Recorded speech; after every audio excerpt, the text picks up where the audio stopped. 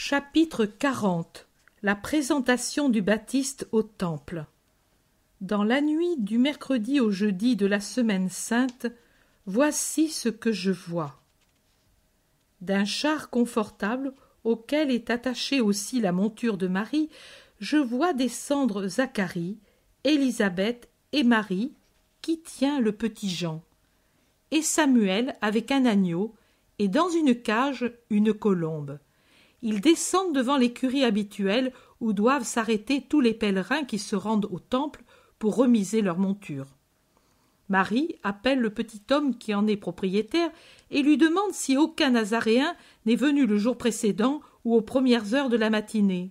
« Personne, femme, répond le petit vieux. Marie demeure étonnée, mais n'ajoute rien d'autre. Elle fait détacher son âne par Samuel et puis rejoint Zacharie et Élisabeth. Elle explique le retard de Joseph. Il aura été retenu par quelque chose, mais il viendra certainement aujourd'hui. Elle reprend le bébé qu'elle avait donné à Élisabeth et ils se dirigent vers le temple. Zacharie reçoit les honneurs des gardes, les saluts et les compliments des autres prêtres. Il est splendide aujourd'hui, Zacharie, avec ses vêtements sacerdotaux et sa joie de père heureux. On dirait un patriarche. Je pense qu'Abraham devait lui ressembler quand il se réjouissait d'offrir Isaac au Seigneur. Je vois la cérémonie de la présentation du nouvel Israélite et la purification de la mère. Elle est encore plus pompeuse que pour la présentation de Marie, parce que Jean est le fils d'un prêtre et les prêtres font grande fête. Ils accourent en nombre et s'affairent autour du petit groupe des femmes et du nouveau-né. Des gens aussi se sont approchés par curiosité et j'entends les commentaires. Comme Marie a l'enfant sur les bras pendant qu'on se dirige vers l'endroit coutumier, les gens croient que c'est la mère. Mais une femme dit « Ce n'est pas possible, ne voyez-vous pas qu'elle est enceinte? Le bambin n'a que quelques jours et elle est déjà grosse. » Pourtant, dit un autre, il n'y a qu'elle qui puisse être la mère. L'autre est vieille, ce doit être une parente, mais elle ne peut être mère à l'âge qu'elle a. Suivons-les et nous verrons qui a raison. Et la stupeur augmente quand on voit que celle qui accomplit le rite de la purification, c'est Élisabeth. Elle offre son agneau bêlant pour l'holocauste et la colombe pour le péché. « C'est elle la mère, tu as vu ?»« Non. »« Oui. » Les gens chuchotent, incrédules encore. Ils font tant de bruit qu'un « pchit » impérieux part du groupe des prêtres qui assistent à la cérémonie. Les gens se taisent un moment, mais les chuchotements se font plus forts quand Élisabeth, rayonnante d'une sainte fierté, prend le bambin et pénètre dans le temple pour en faire la présentation au Seigneur. « C'est bien elle. C'est toujours la mère qui fait l'offrande. Quel miracle est-ce donc jamais? Que sera cet enfant accordé à un âge si avancé à cette femme? Qu'est-ce que cela présage? » « Vous ne savez pas, dit quelqu'un qui arrive tout essoufflé, c'est le fils du prêtre Zacharie, de la descendance d'Aaron, celui qui devint muet pendant qu'il offrait l'encens au sanctuaire. Mystère, mystère, et maintenant il parle de nouveau? La naissance de son fils lui a délié la langue. Quel esprit lui aura parlé et rendu morte sa langue pour l'habituer à garder le silence sur les secrets de Dieu? Mystère. Quelle vérité sera révélée à Zacharie? Son fils serait-il le Messie qu'attend Israël? Il est né en Judée, mais pas à Bethléem et pas d'une vierge. Il ne peut être le Messie. Qui donc est-il? Mais la réponse reste dans le secret de Dieu et les gens restent avec leur curiosité. La cérémonie est achevée. Les prêtres font fête maintenant à la mère aussi et au bébé. La seule à qui on ne fait pas attention, qu'on évite même dédaigneusement quand on s'aperçoit de son état, c'est Marie. Une fois les félicitations finies, la plupart se remettent en route et Marie veut retourner à l'hôtellerie pour voir si Joseph est arrivé. Il n'est pas arrivé. Marie reste déçue et pensive. Élisabeth se préoccupe de sa situation. Nous pouvons rester jusqu'à la 6e heure, mais ensuite nous devons partir pour être à la maison avant la première veille. Il est encore trop petit pour rester la nuit tombée. Et Marie, calme et triste. Je resterai dans une cour du temple. J'irai trouver mes maîtresses. Je ne sais, mais je ferai quelque chose. » Zacharie intervient avec un projet immédiatement accepté comme une bonne solution. « Allons chez les parents de Zébédée, c'est sûrement là que Joseph va te chercher, et s'il ne venait pas, il te sera facile de trouver quelqu'un pour t'accompagner vers la Galilée. Dans cette maison, il y a un va-et-vient continuel de pêcheurs de Génézareth. » Ils prennent la monture de Marie et vont chez les parents de Zébédée, qui, au fond, ne sont que ceux qui ont donné l'hospitalité à Marie et Joseph 4 mois auparavant. Les heures passent vite, et Joseph ne paraît point. Marie maîtrise sa peine en berçant le petit, mais on voit qu'elle est pensive. Comme pour cacher son état, elle n'a pas enlevé son manteau, bien qu'il fasse une chaleur qui fait transpirer tout le monde. Finalement, un grand coup à la porte annonce Joseph. Le visage de Marie resplendit, rasséréné. Joseph la salue, après qu'elle s'est présentée tout d'abord, le saluant avec respect.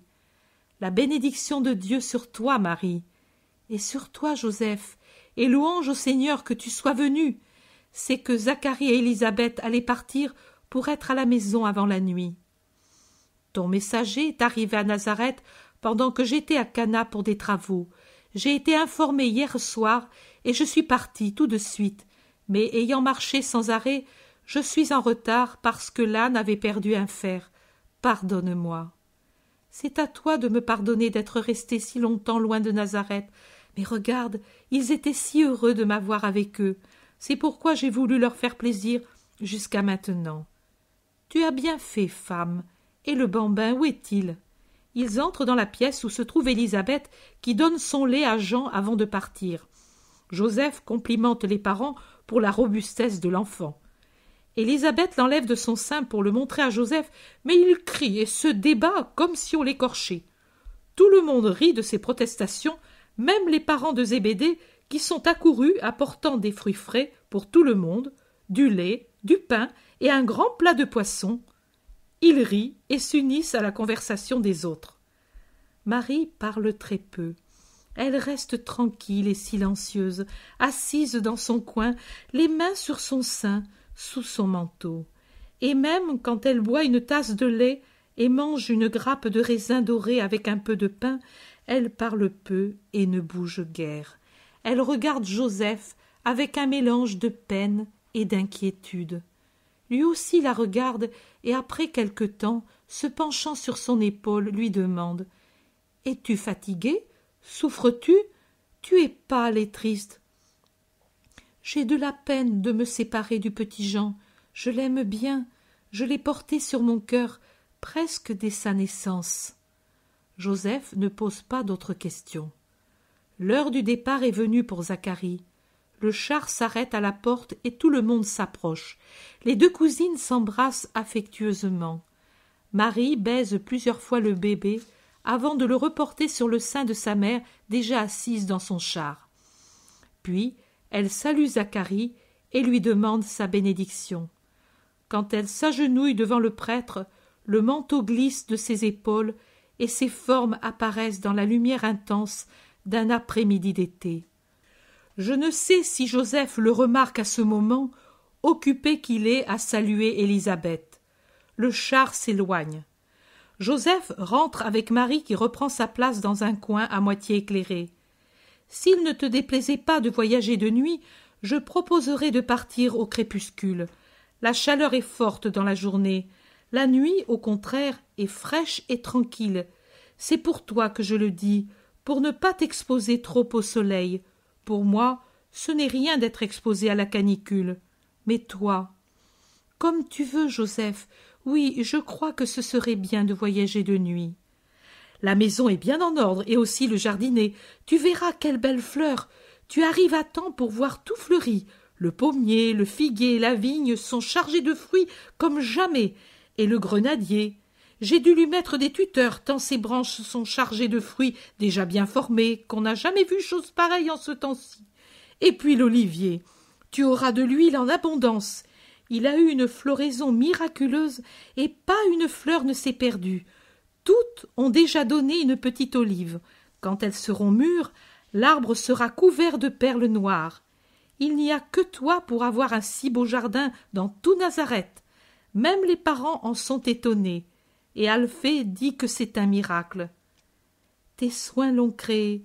Oh non, pauvre homme que je suis. Qu'ai-je donc fait, moi? Un peu de soin aux arbres et un peu d'eau aux fleurs. Sais-tu? Je t'ai fait une fontaine. Tu n'auras pas besoin de sortir pour avoir de l'eau. Je l'ai amenée au fond près de la grotte et j'y ai mis une vasque. Je l'ai conduite de la source qui se trouve au-dessus de l'olivier de Mathias. Elle est pure et abondante. C'est par un petit ruisseau que je te l'ai amenée. J'ai fait un petit canal bien couvert et maintenant l'eau arrive et chante comme une harpe. Ça me faisait de la peine de te voir aller à la fontaine du pays et en revenir chargé d'amphores remplies d'eau. Merci, Joseph, tu es bon. Les deux époux se taisent maintenant comme fatigués. Joseph sommeille même. Marie prie. Le soir arrive. Les hôtes insistent pour qu'ils mangent encore avant de se mettre en route. Joseph mange du pain et du poisson. Marie seulement des fruits et du lait. Puis, c'est le départ. Ils montent sur leurs ânes. Comme à l'aller, Joseph a installé sur le sien le coffre de Marie, et avant que Marie ne monte, il regarde si la selle est bien en place.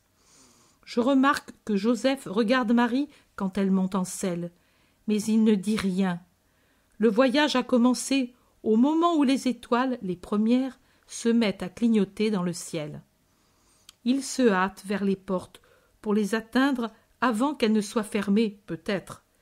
Quand ils sortent de Jérusalem et ils prennent la grande route qui va vers la Galilée, déjà les étoiles fourmillent dans toute l'étendue du ciel. Il y a grand silence dans la campagne. On n'entend que le chant d'un rossignol et les pieds des deux ânes qui battent en cadence le terrain de la route durci par la sécheresse de l'été.